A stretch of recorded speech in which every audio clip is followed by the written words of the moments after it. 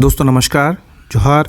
आज के इस वीडियो में हम लोग इंडियन एक्सप्रेस के न्यूज़पेपर के इम्पॉर्टेंट आर्टिकल्स को देखेंगे जो हमारे बीपीएससी पॉइंट ऑफ व्यू से इम्पॉर्टेंट है।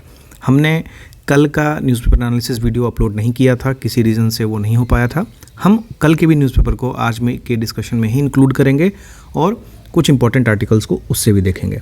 अभी लास्ट 1 वीक से आफ्टर बजट और इकोनॉमिक सर्वे जो देखें तो जो हमारा इम्पॉर्टेंट आर्टिकल्स है, जो एकेडमिक पॉइंट ऑफ व्यू से इम्पॉर्टेंट है या कुछ एनालिसिस है, वो नहीं आ रहा है। अभी काफ़ी ज़्यादा सारी चीज़ें पॉलिटिसाइज होकर चल रही हैं। तो उसके टाइम पे, वैसे टाइम पे ये ज़रूरी है कि हम सिर्फ उन चीज़ों को निकाल के लाएं अपने काम के लिए जो हमारे एकेडमिक पॉइंट ऑफ व्यू से इम्पॉर्टेंट है। इसलिए ज़्यादा आर्टिकल्स ना कल थे ना आज है, तो दोनों मिला के हम लोग एक होलसम स्टडी करने की कोशिश करेंगे। और अभी मेंस के पॉइंट आपको ज़्यादा मिलेंगे, तो उसको आप नोट करते चलिए। और जब नोट्स बनाते हैं तो उसको एक बार एक्स्ट्रा एफर्ट उसमें डालिए, क्योंकि अगर न्यूज़ में है तो आपको उसमें डायनेमिक अप्रोच लेना पड़ेगा, है ना। अपना जो स्टैटिक नोट्स है आपका, उसको भी आप उससे वैल्यू ऐड भी कर सकते हैं। तो आज का जो पहला न्यूज़ है वो है कि कतर ने 8 फॉर्मर इंडियन नेवी पर्सन को रिलीज किया है और प्रधानमंत्री जी कल दोहा जा रहे हैं। तो देखिए क्या हुआ था कि जब इज़राइल पैलेस्टीन जो कॉन्फ्लिक्ट, इज़राइल गाज़ा का जो कॉन्फ्लिक्ट स्टार्ट हुआ था, और उसी टाइम पे बहुत सारे जियो पॉलिटिक्स चेंजेस हो रहे थे मिडल ईस्ट में, कहीं वेस्ट एशिया में या फिर टर्की वाला इलाका में। तो ये काफ़ी एविडेंट था कि इंडिया के अगेंस्ट वेस्ट एशिया में भी कुछ कहीं ना कहीं मुस्लिम कंट्रीज़ में कुछ ना कुछ एक्शंस लिए जाएंगे, क्योंकि इंडिया ने एट द फर्स्ट इज़राइल को सपोर्ट किया था। तो कतर ने क्या किया था कि उसी टाइम पे 8 इंडियन पर्सनल्स जो थे वहीं पे काम करते थे, उनको किसी एक अननोन रीज़न से उनको अरेस्ट करके उनको डेथ पेनाल्टी दे दी थी। अब जब डेथ पेनाल्टी दे दी गई तो इंडिया के लिए बहुत बड़ा डिप्लोमेटिक चैलेंज उभर के आया, क्योंकि आपके नेशनल को, आपके नागरिक को किसी दूसरे देश में डेथ पेनाल्टी दी जा रही है, तो आपको ज़रूरी है कि उसको कंसुलर एक्सेस मिले। उसके बाद उनकी जो इश्यूज़ हैं उसको लीगल तौर पे आप उसका लड़ें, और नहीं तो हो सके तो इंटरनेशनल कोर्ट तक जाएं, लेकिन उसको डेथ पेनाल्टी ना मिले, ये इंश्योर करें। क्योंकि अगर आपके नागरिक की सुरक्षा नहीं हो रही है विदेश में, तो फॉरेन मिनिस्ट्री अपना काम ठीक से नहीं कर रही है, तो ये एक सेटबैक हो जाता है गवर्नमेंट के लिए। But India was able to bring back this 8 personnels. इसका मतलब ये है कि there has been a great transformation in the foreign ministry, foreign affairs, foreign policy में जो है ना, हमारा एक ने बहुत बड़ा ट्रांसफॉर्मेशन हमने किया है। हमने अपना रोल एक प्रोएक्टिव तौर पे हमने अपने आप को असर्ट करने की कोशिश की है। और इसी संदर्भ में हम देखेंगे कि हमारे प्रधानमंत्री जी का बहुत ज़्यादा फॉरेन विजिट हो रहा था, बहुत ज़्यादा जो आपस में हमारे कंट्रीज़ थे उनके साथ इंगेजमेंट्स हमारे बढ़ रहे थे। तो उसका एक रीज़न था, उसका एक रीज़न यही था कि धीरे धीरे ही सही हम उनके साथ इंगेजमेंट्स को बेहतर बनाएं, क्योंकि जिस तरह से जियोपॉलिटिक्स चेंज हो रहा है वर्ल्ड में, जिस तरह से वेस्ट एशिया का इन्वायरमेंट हमेशा से बदलता रहता है, तो ये ज़रूरी है कि अपना 2-3 पार्टनर जो है एक परमानेंट पार्टनर टाइप बना के रखें, चाहे उसके लिए हमको कुछ रिसोर्सेज भी देने पड़े, ताकि स्ट्रैटेजिक पॉइंट ऑफ व्यू से हम एक अपर हैंड पर हैं हम अपने एडवर्सरीज़ के अगेंस्ट में। ठीक है, तो ये आर्टिकल उसी से रिलेटेड है, क्या हुआ, कैसे हुआ, ये सब बताया गया है। एक एडिटोरियल है, वो हम देखेंगे, उसमें और ज़्यादा क्लैरिटी आएगी हमको। इसके बाद इस पेज में और ज़्यादा कुछ नहीं है। अब सीधे आते हैं हम पेज नंबर 11 पे। पेज नंबर 11 जो है ये एक जस्टिस अभिजीत गंगोपाध्याय जी के बारे में है, जो हाई कोर्ट के जज हैं। अभी क्या है, इनके जो एक्टिविटीज़ हैं या इनके जो फंक्शन है, इसको लेके काफ़ी इम्प्रोप्राइटरी हो रही है या एक्टिविज़म वाला चीज़ हो रहा है। ठीक है, और इन पे ये इल्ज़ाम लगता है कि ये किसी खास पॉलिटिकल पार्टी के लिए काम कर रहे हैं। तो जो टीएमसी के नेता हैं अभिषेक बैनर्जी को ये काफ़ी बार इनसे तीखी बहस हो चुकी है, कोर्ट में भी और आउट ऑफ कोर्ट भी, और एक ऐसे मोड में रहते हैं कि एक पॉलिटिकल एडवर्सरी की तरह बात कर रहे हों। तो वहीं पे बताई जाती है कि चूँकि इनका रिटायरमेंट एज अभी होने वाला है, 1 से 2 महीना बचा है रिटायरमेंट का, तो ऐसा तो नहीं कि ये पोस्ट रिटायरमेंट प्लानिंग कर रहे हैं। तो ये सब चीज़ें हैं जो आप एक्टिविज़म वर्सेस प्रोप्राइटरी डिबेट जो है, इसको आप कहाँ यूज़ कर सकते हैं। जब भी जुडिशरी के इश्यूज़ आए, करंट इश्यूज़ ऑफ जुडिशरी, है ना, तो जुडिशरी के करंट इश्यूज़ में आप लिख सकते हैं कि एक्टिविज़म वर्सेस प्रोप्राइटरी, एक कीवर्ड हो जाएगा। फिर आप उसमें इसका एग्जांपल दे दीजिए कि जुडिशरी किस तरह से पॉलिटिसाइज होने की दिशा में आगे बढ़ रही है, उसका एक एग्जांपल ये भी है। चूँकि क्या सही है क्या गलत है उसमें हमको नहीं पढ़ना है, हमको एज एग्जाम्पल यूज़ करना है, चाहे हम ऐसे में यूज़ करें या चाहे हम अपने जीएस के आंसर में यूज़ करें। तो ये आर्टिकल उसी के पॉइंट ऑफ व्यू से इम्पॉर्टेंट है। ये आर्टिकल जो है, हाँ, इसमें आप जुडिशियल एक्टिविज़म और जुडिशियल ओवररीच को आप एक बार रिवाइज़ कर सकते हैं। इस टॉपिक से इंपॉर्टेंट है क्योंकि हम एक्टिविज़म की बात कर रहे हैं, वो भी जुडिशियल एक्टिविज़म की, जुडिशियल प्रोप्राइटरी की बात करते हैं, तो खैर वो थोड़ा सा ज़्यादा टेक्निकल हो जाता है, बट जुडिशियल एक्टिविज़म और जुडिशियल ओवररीच के बारे में हमको पता होना चाहिए क्योंकि ये जो हमारा कोर थीम में आता है, हमारे मेंस के कोर थीम में ये टॉपिक आता है, तो दिस इज़ वेरी इंपॉर्टेंट। अगला आर्टिकल है कि report by law panel suggest plan to tackle epidemics. देखिए ये इंपॉर्टेंट इसके लिए है क्योंकि हमने देखा कोविड-19 का जो पेंडेमिक आया था उस टाइम पे किस तरह से रिसोर्सेज को मैनेज करना, इंस्टीट्यूशंस को रन करना और बाकी सारी एडमिनिस्ट्रेशन को रन करना डिफ़िकल्ट हो गया था क्योंकि एब्रप्टली चीज़ें बदल रही थी। और जो एक्ट उस समय था, वो एक्ट जो था वो एपिडेमिक एक्ट 1897 का था। तो वो जो एक्ट आया था उस समय, उस एक्ट में वो सब चीज़ें नहीं थी जो अभी के टाइम में हमको फेस करनी पड़ रही हैं due to globalisation, due to increase connectivity. तो एक सेंचुरी ओल्ड लॉ के बेसिस पे हम आज के टाइम को गवर्न नहीं कर सकते, तो उसके लिए ज़रूरी है कि हम कुछ ना कुछ नया चीज़ निकाल के लाएं, उस लॉ को मॉडिफाई करें। तो अब उसमें मॉडिफिकेशन क्या होना चाहिए? तो सबसे पहले ये समझना चाहिए कि जो इन्फेक्शियस डिजीज़ हैं उनके सोर्स को आइडेंटिफाई हमको करना है। अगर सोर्स को आइडेंटिफाई कर लिया तो सोर्स हमारे कंट्री तक नहीं फैले, तो जो भी बैरिकेशन है, वर्चुअल बैरिकेशन, वो लगा सकें हम, एयर फ्लाइट बंद कर दें, वहाँ से चेकिंग कर दें, क्वारंटाइन कर दें। उसके बाद हम एक पहले से प्रोटोकॉल डेवलप करके रखें, है ना, कि अगर ऑक्सीजन की सप्लाई कम हुई तो हमको क्या क्या मेजर्स एक्टिवेट करने होंगे। कैसे अभी देखेंगे नई दिल्ली में जो है एक ग्रैब चालू हो जाता है जैसे ही पॉल्यूशन बढ़ता है, तो ठीक है। तो उसी तरह से लॉ कमीशन बोलता है कि एक एपिडेमिक प्लान बनाने की ज़रूरत है और एक स्टैंडर्ड ऑपरेटिंग प्रोसीजर बनाने की ज़रूरत है ताकि जो इन्फेक्शियस डिजीज़ है उसको स्प्रेड होने से रोका जा सके।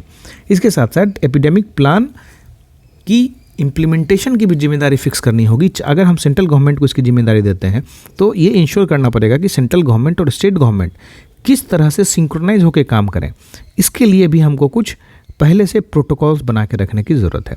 तो लॉ कमीशन का यही रिकमेंडेशन है कि जो एपिडेमिक है उसको टैकल करने के लिए आपको कुछ ना कुछ करने की ज़रूरत है। आपके लिए कैसे इंपॉर्टेंट है? तो ये टॉपिक आपके डिजास्टर मैनेजमेंट से रिलेट करता है, आपके डिजास्टर मैनेजमेंट से रिलेट करता है। और डिजास्टर मैनेजमेंट में इसके एग्जाम्पल को लिख सकते हैं कि recent law commission recommendation on epidemic plan, है ना, ये बताता है कि हमको डिजास्टर के जो इस तरह के एंथ्रोपोजेनिक डिजास्टर्स हैं या फिर जो डिजीज़, इन्फेक्शियस डिजीज़ फैलता है उसके जो डिजास्टर्स हैं उसको हम कैसे टैकल कर सकें।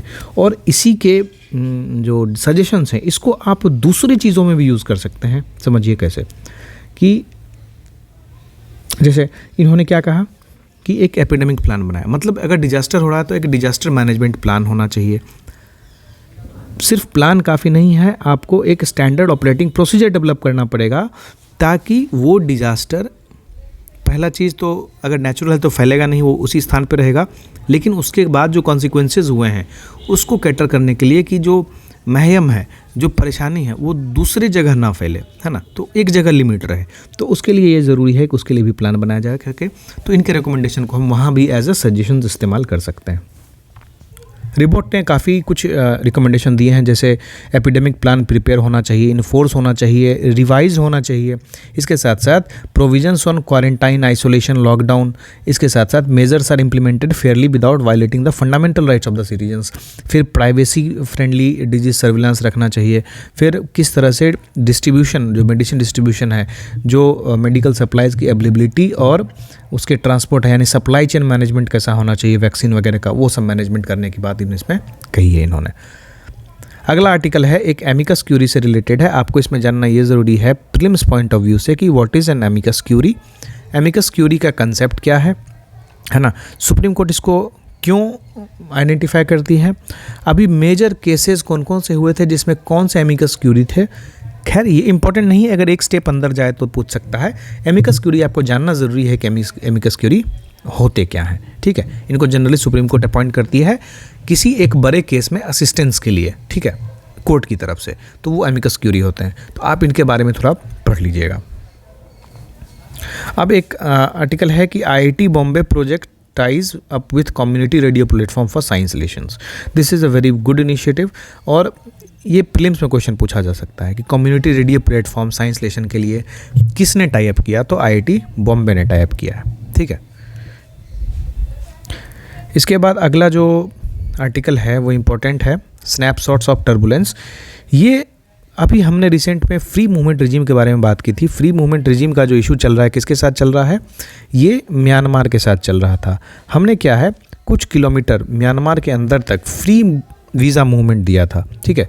वो हमारे इंडिया के अंदर में 16 किलोमीटर तक अंदर आके बिना वीज़ा के आ सकते हैं। तो ये जो फ्री मूवमेंट रिजीम है ये क्यों लाया गया था, इसका पर्पस क्या था, ऑब्जेक्टिव क्या था, इसको लाने के पीछे अब लाने के बाद क्या क्या इश्यूज़ हो रहे हैं, हमारी जो सिक्योरिटी एजेंसीज़ हैं फ्री मूवमेंट रिजीम के जो मिनास है उसको टैकल करने के लिए क्या क्या कर रही है, अब सेंट्रल गवर्नमेंट को क्या लग रहा है कि वो सब जो इनिशिएटिव्स लिए गए थे that is not sufficient and now what measures need to be done to prevent the infiltration that has been causing due to the free movement regime.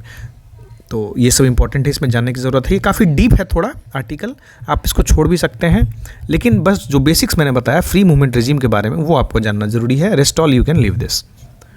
फिर एक ब्रेक थ्रू करके है, ये वही आर्टिकल है जो हमने फर्स्ट आर्टिकल अभी का देखा था कि किस तरह से कतर की कोर्ट ने हमारे 8 इंडियन नेवी पर्सनल को डेथ पेनल्टी दे दी, लेकिन बाद में उनको वापस लाया गया हमारे फॉरेन मिनिस्ट्री के इनिशिएटिव से। और ये दिखाता है कि हमारा फॉरेन पॉलिसी जो है कितना स्ट्रेंथन हो रहा है, कितना एम्पलीफाई हो रहा है, कितना पेशेंटली काम कर रहा है, कितना बैकडोर डिप्लोमेसी जिसको बोलते हैं ना, सामने नहीं पता चलता है लेकिन अचानक से न्यूज़ आता है कि अच्छा ये तो हो गया। तो वो ऐसे नहीं हो जाता है, इसके पीछे बहुत ज़्यादा एफर्ट लगता है।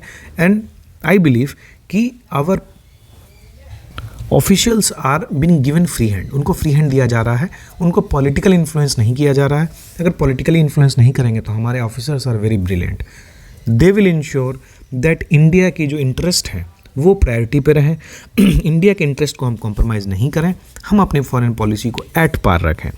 तो ये आर्टिकल जो है ये दिखाता है कि किस तरह से कतर के जो डेथ पेनल्टी दिए गए इंडियन पर्सनल थे उनको इंडिया लाया गया, और ये दिखाता है कि किस तरह से हम अभी वेस्ट एशिया में अपने ऑपरेशंस को कर रहे हैं, वेस्ट एशिया में जो हमारे इंगेजमेंट्स हैं उसको डिपेंड कर रहे हैं। वहाँ की जो सिस्टम्स पॉलिसीज़ हम क्या करते थे पहले कि उसको जब नज़र पड़ती थी मिडिल ईस्ट और वेस्ट एशिया पे तो हम उसको पाकिस्तान के लेंस से देखते थे, हम उसको इस्लामिक कंट्रीज़ के लेंस से देखते थे, या तो हम इजराइल फ़लस्तीन में जो हमारा पक्ष रहेगा उस नज़रिए से देख रहे थे, नहीं तो एक एनर्जी इंटरेस्ट आता था हमारा लास्ट में। लेकिन अब क्या है, हम लोग उनको एक लेवल ऊपर लेके जा रहे हैं, हम उनके साथ बायलैटरल रिलेशन इस्टेब्लिश कर रहे हैं।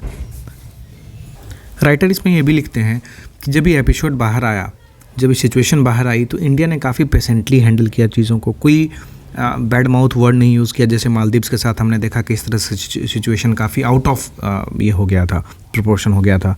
इस सिचुएशन में हमने काफ़ी कंट्रोल रखा, हम अपने सॉफ्ट पावर को काफ़ी अच्छे से काफ़ी एफिशिएंटली यूटिलाइज़ किया ताकि हम बैक चैनल डोर्स ओपन कर सकें टॉक्स के, और कुछ ना कुछ तो डील हुई, लेकिन हमारा इंडिया का इंटरेस्ट जो है वो प्रायोरिटी पे रहा, हमारी फॉरेन पॉलिसी का इंटरेस्ट प्रायोरिटी पे रहा, एंड दैट इज़ इम्पॉर्टेंट। तो ये आर्टिकल उसी को कह रहा है। अगला आर्टिकल देखेंगे तो ये है 10 year on India and UAE. India UAE के रिलेशन अभी काफ़ी इंपॉर्टेंट है, अभी काफ़ी प्रोमिनेंट है, क्योंकि प्राइम मिनिस्टर के भी विज़िट हैं यूएई में, यूएई के भी विज़िट हो रहे हैं इंडिया में। तो इस तरह से दोनों के बीच जो बायलैटरल रिलेशन है बढ़ रहा है। अब इंडिया यूएई के बीच में रिलेशन अगर बढ़ रहा है, इसका रीज़न ये है कि जो वेस्ट एशिया है उसमें हम इंटरेस्ट ले रहे हैं। वेस्ट एशिया में इंटरेस्ट लेने का मतलब ये भी होता है कि हम अपने कुछ 1-2 परमानेंट पार्टनर्स वहाँ बनाने पड़ेंगे, क्योंकि हमेशा जियो पॉलिटिक्स वहाँ का चेंज होता रहता है, कभी हवा इधर कभी हवा उधर, लेकिन हमारे इंटरेस्ट बहुत ज़्यादा है वहाँ पे, हमारी इन्वेस्टमेंट बहुत ज़्यादा है वहाँ पे, है ना, हमारा डायस्पोरा बहुत ज़्यादा है वहाँ पे। तो उसके हमको उनसे अच्छे रिलेशंस बना के रखने पड़ेंगे और 1-2 पार्टनर्स परमानेंट पार्टनर्स टाइप बना के रखने पड़ेंगे, ऑल वेदर फ्रेंड टाइप। तो वहाँ पे जैसे यूएई है, अभी देखिए कतर का हमने इशू देखा, तो उनके साथ हम क्या है रिलेशन को और प्रगाढ़ बना रहे हैं और मजबूत बना रहे हैं। तो ये आर्टिकल उसी से रिलेटेड है कि अबू धाबी से हम कैसे इंगेजमेंट कर रहे हैं, ये आप पढ़ लेंगे, ठीक है। और एक इंडिया यूएई क्या, मैं एक्सपेक्ट करता हूँ कि आपके पास एक रेडीमेड नोट्स है इंडिया यूएई रिलेशन पे, आप उसको रिवाइज कर लेंगे। अगला है कि महिलाओं के जेंडर इक्विटी के लिए साइंस एंड टेक्नोलॉजी में उनका जेंडर गैप ना हो, उसके लिए एक इनिशिएटिव है स्वाति इनिशिएटिव, ठीक है।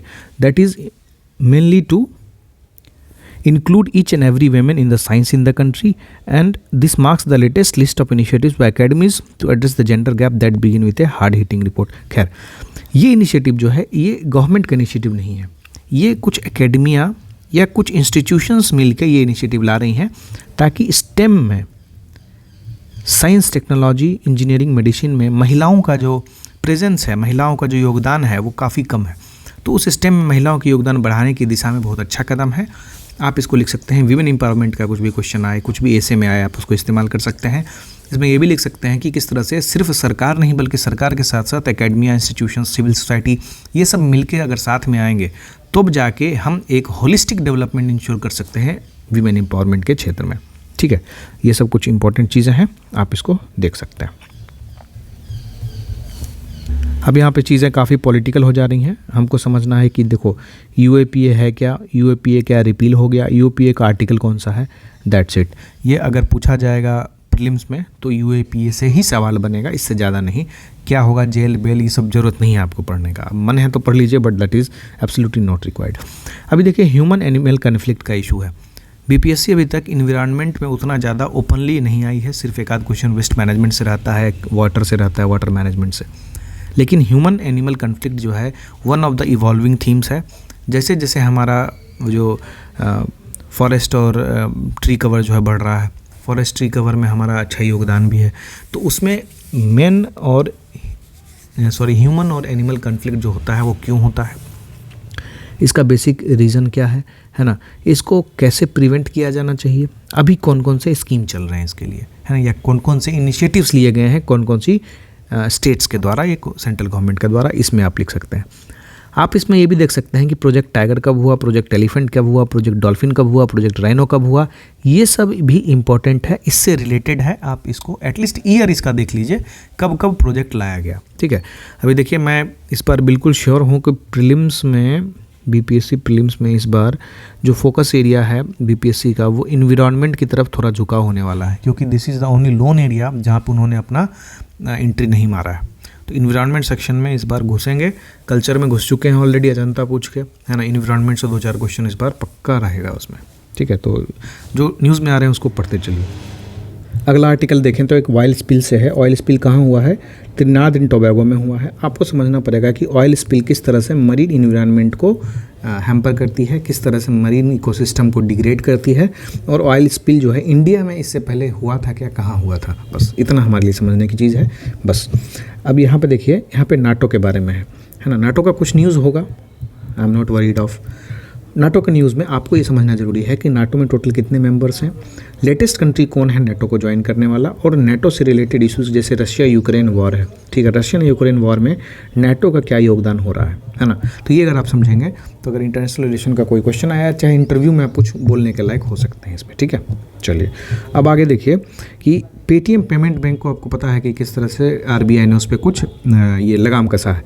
तो आपको ये जानने की ज़रूरत है, जो पेमेंट बैंक होते हैं, पेमेंट बैंक और कमर्शियल बैंक में डिफरेंस क्या है, क्या पेमेंट बैंक क्रेडिट इशू कर सकते हैं, क्या पेमेंट बैंक डिपॉजिट ले सकते हैं, है ना। तो ये सब इंपॉर्टेंट चीज़ें हैं जो हमको पेमेंट बैंक से रिलेटेड पढ़नी चाहिए। उसके बाद यूपीआई इंपॉर्टेंट है। तो यूपीआई को अभी कौन कौन से देश ने अडॉप्ट किया है, श्रीलंका में हो गया, मॉरिशस में हो गया, भूटान में भी हो गया था। एक चीज़ बताइए कि कौन सा यूरोपियन कंट्री है जो first they have adopted UPI, तो वो शायद फ्रांस है। ठीक है, आप चेक कर लेंगे। तो France is the only European country, या France is the first European country to adopt UPI. इसके बाद आज कोई आर्टिकल इंपॉर्टेंट नहीं है। अब हम आते हैं कल के आर्टिकल पे।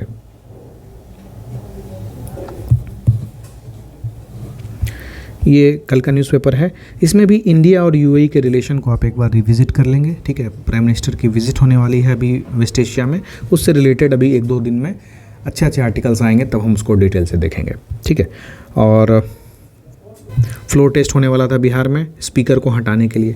तो यहाँ से एक चीज़ आपका बन जाता है कि speaker is removed by, speaker in state legislative assembly is removed by, या बिहार लेजिस्लेटिव असेंबली में स्पीकर को कैसे रिमूव किया जाता है।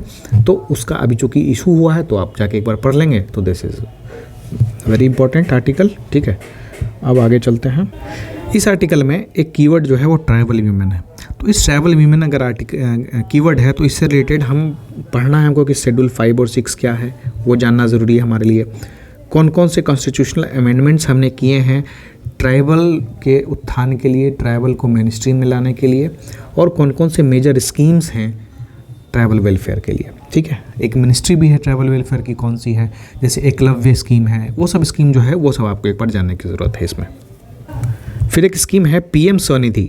पीएम स्वनिधि स्कीम किसके लिए है? तो स्ट्रीट वेंडर्स के लिए है, ठीक है। कब लाया गया था, कितना पैसा दिया जा रहा है, और ये स्कीम ऑब्जेक्टिव क्या था इस स्कीम का, ये आपको जानना ज़रूरी है पीएम स्वनिधि से रिलेटेड। अगला है कि आईआईटी मद्रास जो है will soon conduct a feasibility study to set up a campus in Sri Lanka. अभी ऑलरेडी 2 आईआईटीज़ अपने कैंपस विदेशों में लगा चुके हैं, एक तो यूएई में है और एक अफ्रीकन कंट्रीज़ में कहीं लगा है। ये आप देख लेंगे कौन कौन से आईआईटीज़ ने कहाँ कहाँ कैंपस लगाया। मुझे ये पता है कि 2 कैंपस अभी आउटसाइड है, अभी तीसरा कैंपस श्रीलंका में खुलने जा रहा है। उसके लिए फिजिबिलिटी स्टडी आईआईटी मद्रास कर रही है, ये न्यूज़ वही बता रहा है। आर्टिकल में जो भारत रत्न दिए गए हैं उसके बारे में चर्चा है, उसमें हमने काफ़ी डिटेल से ही चर्चा किया था अगले दिन ही एमएस स्वामीनाथन जी के बारे में स्पेशली, और बाकी जो दोनों हैं वो पॉलिटिकल हैं, बट ठीक है, उनका भी योगदान काफ़ी रहा है हमारे सोशल इकोनॉमिक और पॉलिटिकल इन्वायरमेंट को ट्रांसफॉर्म करने में। तो ये आर्टिकल आप पढ़ सकते हैं, this could be of use to you, at least अंग्रेजी तो इम्प्रूव कर देगा, ठीक है। चलो इसमें this is classroom versus coaching discussion. तो classroom versus coaching, this is mainly meant for the primary secondary education, schooling child जो हैं। अभी देखिए क्या बच्चों को 11th-12th करने नहीं बोलते हैं, सीधे कोटा भेज देते हैं वहाँ पे स्कूल में एडमिशन करा के बिना अटेंडेंस वाले में, फिर जेई और नीट का एग्ज़ाम देते हैं। तो आर दे बीइंग हेल्पफुल? अगर कोई साइंस में स्ट्रीम चूज़ कर रहा है तो उसकी तो सोशल लाइफ ख़त्म हो गई, क्योंकि साइंस स्ट्रीम चूज़ करने का मतलब वो कोचिंग में पढ़ेगा, तैयारी करेगा, सिर्फ तैयारी ही करेगा, फिर कॉलेज जाएगा, फिर कॉलेज में एकेडमिक इन्वायरमेंट में रहेगा, उसका सोशल लाइफ से कट हो जाता है। अगर स्कूलिंग करते हैं तो स्कूलिंग सिर्फ और सिर्फ पढ़ाई एकेडमिक्स में फोकस नहीं करती है, वो आपका एक ओवरऑल पर्सनालिटी डेवलपमेंट करती है, और वो पर्सनालिटी डेवलपमेंट लैग आता है अगर 11th-12th या फिर कहें तो प्राइमरी सेकेंडरी किसी भी लेवल पे एजुकेशन, स्कूल एजुकेशन जो है अगर लैग हो जाता है। तो कोचिंग की प्रायोरिटी मेनली होती है कि वो स्टूडेंट को क्वालिफाई कराने के लिए जो कंटेंट है वो दिया जाए, उनको उनके एकेडमिक, उनके इंटेलेक्चुअल पॉइंट ऑफ व्यू से, उनके इंटेलेक्चुअल डेवलपमेंट से कोई मतलब नहीं होता है। तो ये डिस्कशन उसी में इंपॉर्टेंट है। आप इसको ऐसे में यूटिलाइज कर सकते हैं कि जैसे important knowledge is being contracted, ये ऐसे करके आ सकता है अगर, तो इसमें आप लिख सकते हैं कि आपका जो सोशल स्किल्स है उसको भी आप कॉन्ट्रैक्ट पे दे रहे हैं, है ना, वो अपने आप से इवॉल्व करने की कोशिश आप नहीं कर रहे हैं। इसके बाद एक आर्टिकल है centre to regulate e gaming. E gaming से भी काफ़ी कुछ चल रहा है, तो सेंटर अभी ई गेमिंग को रेगुलेट करने के लिए कुछ ना कुछ इनिशिएटिव्स ला रही है, ये आर्टिकल उसी से रिलेटेड है। फिर किस तरह से टेक लॉज उभर के आ रहे हैं अभी, है ना, तो एक क्वेश्चन यहाँ से एक एरिया बनता है आगे एक टाइम पे, जो हमारा GS2 सेक्शन 3 और सेक्शन 1 को रिलेट करता हो, ठीक है, टेक्नोलॉजी भी और लॉ भी। जैसे AI इवॉल्व होकर आ रहा है, तो AI को हम रेगुलेट कैसे करें, ठीक है, AI को हम किस तरह से एक रोड बैरियर बना के रखें उनके लिए कि वो एक जो डेंजरस सिचुएशंस क्रिएट ना करें। तो ये ज़रूरी है कि टेक लॉज आएँ। टेक लॉज कैसे आएंगे, क्या आएंगे, इसके बारे में इस डिस्कशन में चर्चा है। आप इसको देखें तो ठीक है, अदरवाइज इग्नोर भी कर सकते हैं। And last is FMCG company turn to AI tech for consumer behavior insights. This is important. आपका क्वेश्चन आता है GS2 सेक्शन 3 में कि role of science and technology in human development, in human help के लिए कैसे। तो देखिए साइंस टेक में AI डेवलप हो रहा है, टेक्नोलॉजी डेवलप हो रही है, तो आपके जो बिहेवियरल हैबिट्स हैं उससे कंज्यूमर एक्सपीरियंस को इन्हांस किया जा रहा है। आपको कंज्यूमर एक्सपीरियंस बढ़ेगा, इसका मतलब कि जो सामान की खरीदारी है वो एट ईज़ कर पाएंगे आप। सामान की खरीदारी एट ईज़ होगी तो क्या होगा कि उससे इकोनॉमी ही बूस्ट होगी, तो है ना। तो using technology to increase your consumer experience and that is finally boosting the economy in a long term, ठीक है। तो ये AI टेक से कुछ बिहेवियरल इंसाइट्स ले रहे हैं। जैसे आप फ्लिपकार्ट पे विजिट करते हैं, आपने कोई जूता पसंद किया, ठीक है, अब अगर आप जूता पसंद किया तो नेक्स्ट टाइम जब बंद करके आप फ्लिपकार्ट खोलेंगे तो आपको जो कुछ रिकमेंडेड शूज़ होंगे वो आपको दिखेंगे, फुट वियर से रिलेटेड कुछ प्रोडक्ट दिखेंगे, फिर आपको सॉक्स भी दिखेंगे, है ना। तो उससे रिलेटेड काफ़ी कुछ आपको चीज़ें दिखनी शुरू हो जाएंगी। वो क्यों होता है? क्योंकि आपके बिहेवियर को स्टडी करते हैं। आपने जो ब्राउजिंग किया है उसके डेटा को वो एनालाइज करते हैं, उस डेटा के एनालिसिस के बेसिस पे आपको वो सारे इंसाइट्स होते हैं। आपको जो दिखेगा स्क्रीन पे that will be different for each individual, क्योंकि सबकी इंडिविजुअल चॉइसेस, इंडिविजुअल प्रेफरेंसेस वो अलग अलग होती हैं, तो उसी हिसाब से ये भी डेवलप होता है। आज का एक प्रीलिम्स का सवाल जो आपको यूट्यूब के वीडियो में कमेंट करना है वो है कि what is the what is the capital of Qatar? Capital of Qatar आपको नीचे कमेंट करना है। This is mandatory for everyone who is watching this video. ठीक है, मिलते हैं कल। धन्यवाद।